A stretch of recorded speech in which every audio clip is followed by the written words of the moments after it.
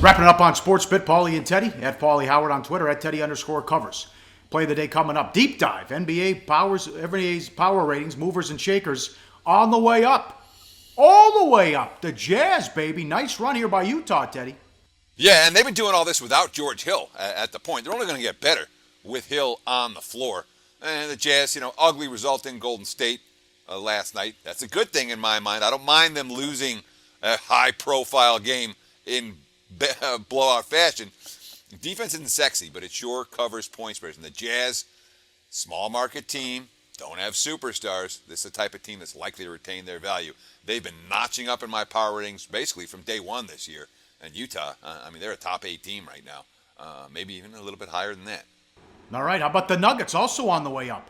Yeah, Denver, going into last night, they were 4-1 straight up and against the spread their last 5. But again, I don't mind talking about teams off a bad showing. Those tend to be good bounce back. Denver's been pretty good at bouncing back. All 5 starters had at least 14 points and 4 assists in their win over Dallas last weekend. To me, that's a nice sign for a squad that had some chemistry issues early in the season. And, of course, they got their perimeter defensive stopper, Gary Harris, back on the floor.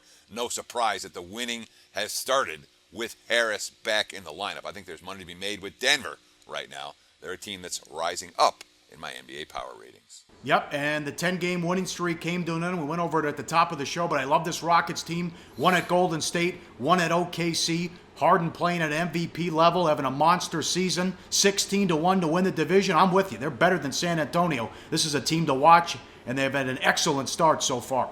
Sure, it's Houston number 2 in the NBA against the spread.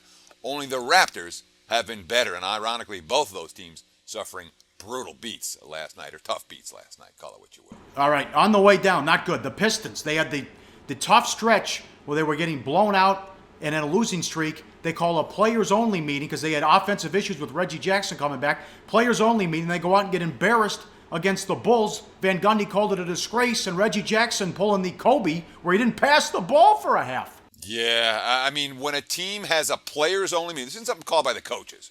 When they have a players-only meeting after a bad loss, and they come out the next game and they're down by 35 at halftime, that's not just a red flag. That's a big, giant, screaming red flag.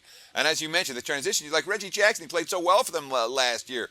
What's going on at the point now that he's healthy? Well, there are issues right now with Jackson and his teammates. He's getting grumbles. Too much scoring, not enough passing. They did have nice chemistry at the point with Ish Smith earlier in the season, but Van Gundy's got some issues on his hands right now. The Pistons, they're heading south in my numbers. And I think we could score against the Blazers. They can't guard anybody, and even Lillard torched his teammates twice after losses. It still hasn't helped. Yeah, they're dead last in the NBA right now in defensive efficiency. The Portland Trailblazers are. And I keep reading quotes, C.J. McCollum, everything's fine, we'll be fine. Lillard trashing his teammates one game, telling everything's fine the next. Everything's not fine. Heading into last night, 1-6 straight up and against the spread. Their last 7. Portland, a team that's been heading south in my numbers.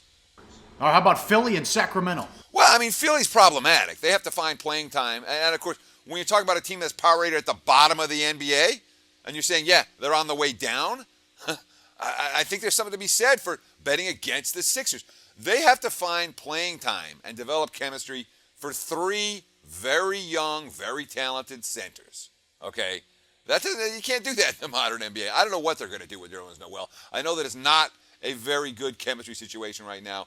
And when they're losing home games to the likes of the Pelicans and the Lakers by double digits, that's not going to do much for keeping your power ratings numbers in place. And in the Kings, you talk about Sacramento on the way down. Another team that wasn't necessarily power rated near the top. They've been near the bottom. But in the loss to Dallas on Monday, DeMarcus Cousins scored 33. The other 4 starters combined to score 18 points. And, of course, now this ongoing controversy with DeMarcus Cousins and the reporter from the Sacramento Bee. And I've been reading some stuff. The Sacramento Bee is just trying to sell newspapers. This is great for them. They're getting publicity. Meanwhile, the Kings, nothing's been right in Sacramento for a decade plus. And it's certainly not going right now. I've been dropping the Kings as another team that looks like a bet against squad at this time in NBA action. Hey guys, for the full video, go to sbrpicks.com. Go to sbrodds.com. Browse, compare, and shop live odds available at top online sportsbooks.